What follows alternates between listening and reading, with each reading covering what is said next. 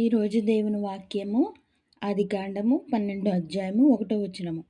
యెహోవా నీవు లేచి నీ దేశము నుండియు నీ బంధువుల యొద్ద నుండియు నీ తండ్రి ఇంట నుండియు బయలుదేరి నేను నీకు చూపించు దేశమునకు వెళ్ళుము.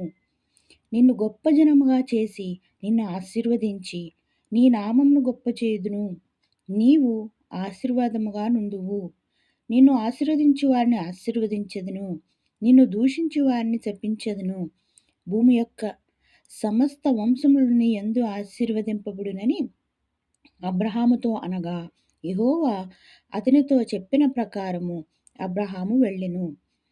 లోతు అతనితో కూడా వెళ్ళెను. అబ్రహాము హారాను నుండి బయలుదేరినప్పుడు 75 ఏండ్ల ఈడుగలవాడు.